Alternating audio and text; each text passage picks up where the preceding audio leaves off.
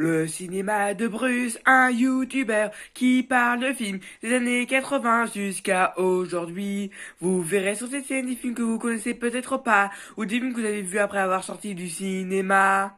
Salut! Bienvenue au cinéma de Bruce. Aujourd'hui, je vais vous parler d'un film sorti en 1984, dont je parle bien de Ghostbusters. Il y aura un nouveau film Ghostbusters appelé Ghostbusters l'héritage. Donc, le film commence par trois personnes qui, qui vont dans une bibliothèque parce que quelqu'un aurait vu un fantôme. Et un des trois, appelé Peter, pense que c'est des hallucinations et que les fantômes ça n'existe pas. Mais quand même, lui et ses potes vont vérifier. Donc, ils vont là où la personne avait vu le fantôme et ils tombent bien sur un fantôme qui les font fuir.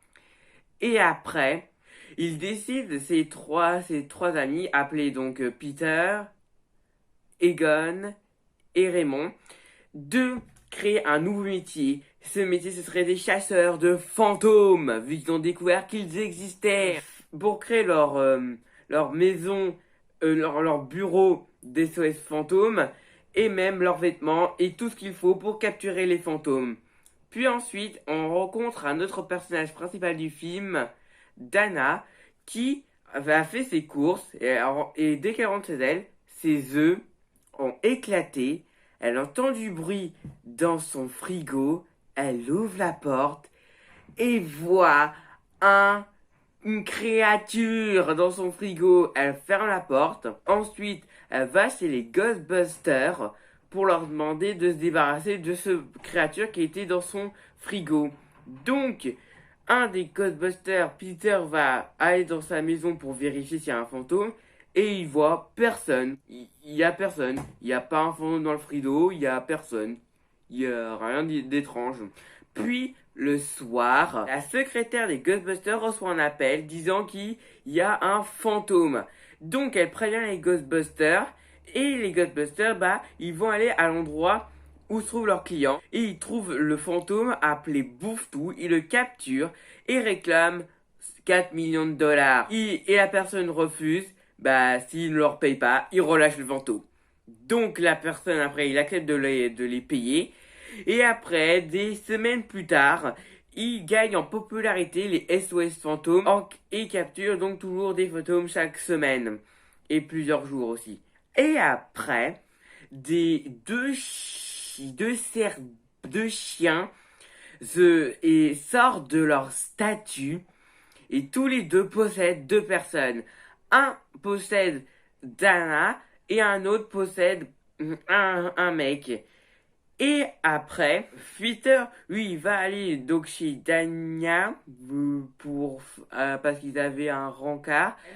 Et après, Dana dit que je suis le Cerbère de la porte et vous le maître des clés. Et Peter lui répond oui, même s'il y a des doutes. Et il a vite compris qu'elle a été possédée par un fantôme. Même si en réalité c'est plutôt une sorte de Cerbère. Et ensuite, l'autre personne qui est possédée par un autre Cerbère se retrouve chez les Ghostbusters parce que des policiers l'amènent et que les psychiatres ne voulaient pas de lui. Donc peut-être que les Ghostbusters, peut-être. Ensuite, les Ghostbusters, ils mènent chez lui et ils découvrent qu'il est possédé par une sorte de Cerbère. Et après, le lendemain, des gens veulent éteindre toute l'électricité d'ici, je ne sais plus pourquoi. Mais sauf que les Ghostbusters refusent parce que s'ils font ça, tous les fantômes qu'ils ont capturés vont sortir.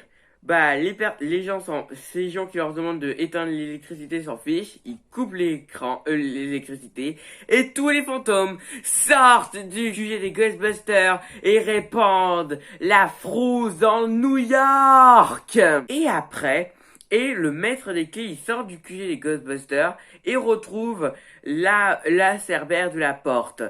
Donc tous les deux, restent dans un appartement. Et après, les Ghostbusters découvrent donc que ces deux Cerbères vont invoquer un dieu nommé Gozer pour détruire le monde. Donc après les Ghostbusters, ils vont donc dans l'appart qui sert à Gozer de venir dans le monde. Et après, les deux Cerbères, ils invoquent Gozer et se retransforment en leur forme originale. Et aussi, je l'ai pas précisé, mais les Ghostbusters ont engagé un tout nouveau membre, Winston. Et donc tous les quatre, et ben ils vont combattre Gozer, et Gozer leur demande choisissez l'apparence de votre destructeur. Et ils ont compris que s'ils pensent à quelqu'un, et ben cette personne vont les tuer. Donc ils vont faire le vide dans leur tête. Et après Gozer dit que le choix est fait, le voyageur est arrivé, alors qu'aucun Ghostbuster a pensé à rien du tout, sauf un Raymond. Et la personne qui l'a la personne qui l'a pensé, c'était le Bimalam Chamallow. Donc, le Bimalam Chamallow répand la terreur dans New York. Donc, les Ghostbusters, ils tirent sur lui, mais ça ne sert à rien. Et ils ont une idée. Ils décident de croiser leurs rayons. Sauf que Egon avait dit que si on croisait les rayons, ça allait détruire le monde entier. Mais quand même, ils font quand même le coup d'essayer. Donc ils tirent sur le portail qui a permis à Gozer de aller dans le monde des vivants. Et ils croisent les rayons et ça explose. Le Bibalin Chamallow, il meurt. Les deux Cerbères, ils se transforment en des pierres. Et à l'intérieur se trouvent les personnes qui ont possédé les Ghostbusters, les sortent d'ici. Et bah ils ont sauvé New York. Et c'est la fin du film. La vidéo est finie. J'espère qu'elle vous a plu. Si vous l'avez bien aimé, mettez un pouce bleu. Et je vous dis au revoir.